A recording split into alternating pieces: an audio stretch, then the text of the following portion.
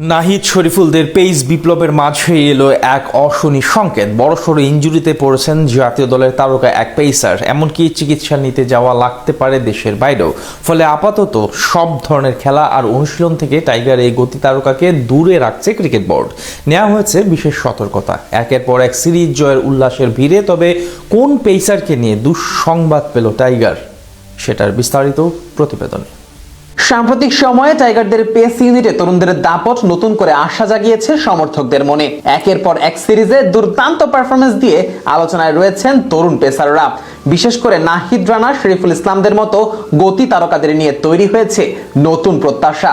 তবে এমন সময়ই আরেক তারকা পেসারকে নিয়ে সামনে এলো দুশ্চিন্তার খবর। ইনজুরির কারণে মাঠের বাইরে থাকতে হবে বেশ অনেকটা দিনই, এমনকি চিকিৎসা নিতে যাওয়া লাগতে পারে দেশের বাইরেও। ঘটনার শুরু চলতি বছরের জানুয়ারিতে। তখন চলছে দেশের জনপ্রিয় franchise tournament Bangladesh premier league BPL. সেই আসরেই পিঠে চোট পান জাতীয় দলের তারকা পেসার তানজিম হাসান সাকিব। প্রথমে খুব গুরুতর মনে না হলেও ধীরে ধীরে সেই চোটই বড় সমস্যায় রূপ নেয়। চোটের কারণে দীর্ঘ সময় মাঠের বাইরে থাকতে হয় সাকিবকে। বেশ অনেকটা সময় বিশ্রাম ও পুনর্বাসনের মধ্যেই কাটাতে হয় যুব বিশ্বকাপ জয়ী এই তারকাকে। এরপর ফেব্রুয়ারি মাসে অদম্য কাপ টি-20তে একটি ম্যাচ খেলে আবার মাঠে ফেরার চেষ্টা করেছিলেন সাকিব। তবে তারপরেও পুরোপুরি ফিট হতে পারেননি তারকা এই পেসার। এরই মাঝে পাকিস্তানের বিপক্ষে সাদা বলের দুটো সিরিজে মাঠের বাইরেই থাকতে হয়েছিল সাকিবকে। যদিও নিউজিল্যান্ডের বিপক্ষে টি-20 সিরিজের সুযোগ মেলে এবং প্রথম ম্যাচের একাদশেও তাকে রাখা হয়। 40 রান নিয়ে সেই ম্যাচে এক উইকেট নেওয়া সাকিবের 22 গজে ফেরার পথটা যেন শুরু হয়েছিল সেখান থেকেই। কিন্তু ভাগ্য যেন অন্য গল্প লিখে রেখেছিল। সিরিজের দ্বিতীয় টি-20 বৃষ্টির কারণে মাঠেই গড়ায়নি। আর তৃতীয় ম্যাচের আগের দিন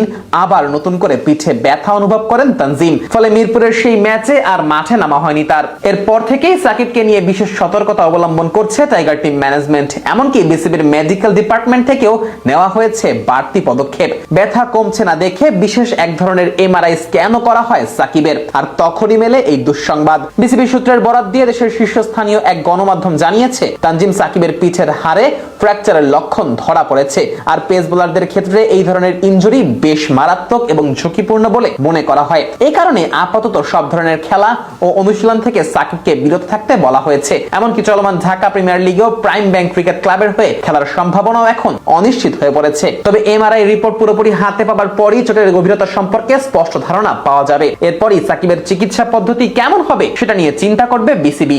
যদি প্রয়োজন পড়ে তাহলে দেশের বাইরেও সাকিবের চিকিৎসা করাতে প্রস্তুত ক্রিকেট বোর্ড। বাংলাদেশের পেস ইউনিটে তারুণ্য নির্ভর যে উত্থান দেখা যাচ্ছে তারই গুরুত্বপূর্ণ একটি নাম তানজিম সাকিব। তাই এই ইনজুরির খবর স্বাভাবিকভাবেই উদ্বেগ বাড়িয়েছে সমর্থকদের মধ্যে। এখন সবার একটাই অপেক্ষা, তানজিম সাকিবের এই চোট কতটা গুরুতর, আর কবে আবার মাঠে ফিরে বাংলাদেশের জার্সিতে আগুন ঝরানো গতিতে বল ছুড়তে দেখা যাবে তানজিম সাকিবকে।